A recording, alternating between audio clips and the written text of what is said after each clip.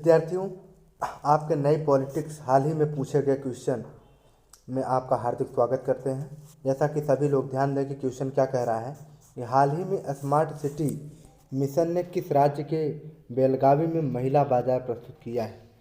Question बहुत ज़बरदस्त है, हर बार हर कंपटीशन में पूछा जाने वाला क्वेश्चन है। जैसा कि भी 2018 से लेकर लगातार 2022 तक पूछा गया है। उम्मीद है कि हर कंपटीशन में ऐसा क्वेश्चन पूछा जाता है पॉलिटिक्स में। याद रखें, क्वेश्चन को फिर से दोहराते हैं। क्वेश्चन क्या कह रहा है कि हाल ही में स्मार्ट सिटी मिशन ने किस राज्य के बेलगावी में महिला बाजार प्रस्तुत किया है। विद्यार्थियों के बीच ऑप्शन है कर्नाटक, केरल, आंध्र प्रदेश, तेलंगाना। विद्यार्थियों का करेक्ट आंसर की बात करें तो हो जाएगा ऑप्शन नंबर ए, यानी कर्नाटक जो है हमारा करेक्ट आंसर हो जाएगा। आपको खर्च से एक नंबर ऐड हो जाएगा। तो विद्यार्थियों उसके विषय में और आपको जानकारी देना चाहेंगे कि जो कि उसको पढ़ने के बाद उससे भी क्वेश्चन फंस सकते हैं, याद रखिएगा।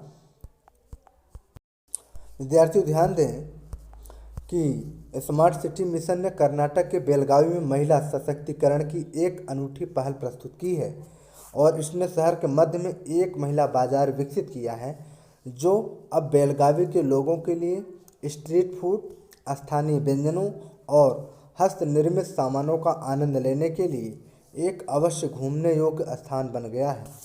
यह एक ऐसी जगह है जहां महिलाओं ने 58 करोड़ रुपए की अर्थव्यवस्था बनाई है। बाजार में 56 अनोखी दुकानें हैं और कोई भी दुकान सामान खाद्य पदार्थ नहीं परोसती है और इसमें 200 लोगों को रोजगार मिला है और स्मार्ट सिटी परियोजना के तहत मालिक महिलाओं को तत्काल ऋण की सुविधा भी दी है। इतना भी ध्यान रखिएगा, ये क्वेश्चन यहाँ से पूछा जा सकता है, याद रखिएगा। ठीक है, कितनी अर्थव्यवस्था में बनाई गई है महिलाओं के लिए, तो आप बताएंगे 58 करोड़ रुपए की।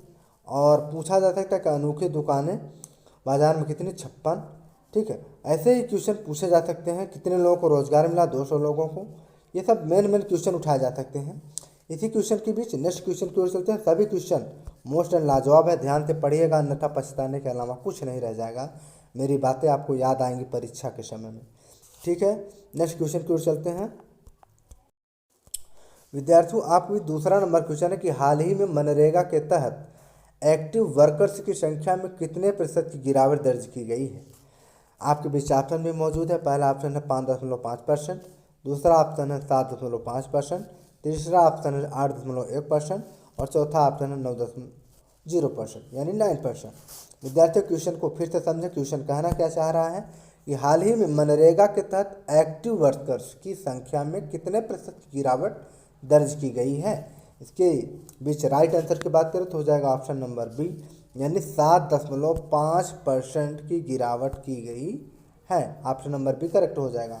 थोड़ा सा आपको इसके विषय में और विस्तार करते हैं, जानिए, उससे भी क्वेश्चन पूछा जाएगा। विद्यार्थियों ध्यान दें कि महान या Mahatma Gandhi national rural employment guarantee scheme, Mahatma Gandhi national rural employment guarantee scheme के तहत कुल एक्टिव वर्कर्स की संख्या में गिरावट आई है। लिवटेक इंडिया के अनुसार अप्रैल से सितंबर 2023 के दौरान 7.5% कामगारों की संख्या कम हो चुकी है और पिछले फाइनेंशियल ईयर की इस अवधि में 15.49 करोड़ थी, जो घटकर 6 अक्टूबर 2023 तक 14.33 करोड़ हो चुका है। लिवटेक ने अप्रैल से सितंबर तिमाही के लिए फाइनेंशियल ईयर 2022 से 2023 और 2021 से 2022 के डाटा को रीड किया है। तो यह आंकड़ा यूनियन रूरल डेवलपमेंट मिनिस्ट्री की ओर से प्रोवाइड कराया गया है कि इस योजना के तहत मौजूदा वित्त वर्ष के दौरान 80 लाख वर्कर्स काम कर रहे हैं। इसी जानकारी के बीच नेक्स्ट क्वेश्चन की ओर चलते हैं। सभी क्वेश्चन मोस्ट एंड लाजवाब हैं। विद्यार्थियों, आपको तीसरा नंबर क्वेश्चन है कि हाल ही में उत्तराखंड में भारत के हंगर प्रोजेक्ट को किस देश का समर्थन मिला है। आपके बीच ऑप्शन में मौजूद है। पहला ऑप्शन है जर्मनी, दूसरा ऑप्शन है स्वीडन, तीसरा ऑप्शन है सर्बिया, चौथा ऑप्शन है नॉर्वे। विद्यार्थियों, इसका करेक्ट आंसर की बात करें तो हो जाएगा ऑप्शन नंबर डी, यानी जो नॉर्वे होता है हमारा, ये जो है नॉर्वे हाल ही में उत्तराखंड में भारत के हंगर प्रोजेक्ट को नॉर्वे देश का समर्थन मिला है। कौन से देश के? नॉर्वे देश का। तो आपको इसके विषय में थोड़ा सा और जानकारी देना चाहेंगे कि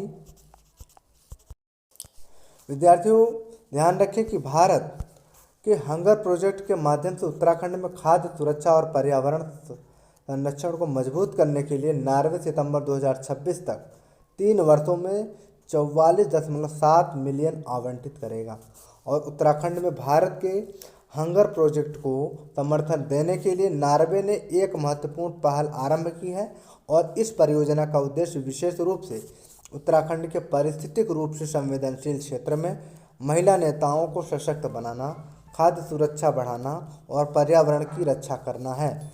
44.7 मिलियन के बजट और सितंबर 2026 तक 3 वर्ष की अवधि के साथ यह प्रयास राज्य में होशिये या हाशिए पर रहने वाले परिवारों के लिए बहुत ही बड़ा वादा है। और हंगर प्रोजेक्ट मुख्य रूप से निर्वाचित महिला प्रतिनिधियों यानी EWR और महासंघों की क्षमता निर्माण पर केंद्रित है। इसी जानकारी के बीच मिलेंगे न्यूज़ टुडे। अगर क्लास अच्छी लगी हो तो लाइक शेयर और सब्सक्राइब करें। धन्यवाद।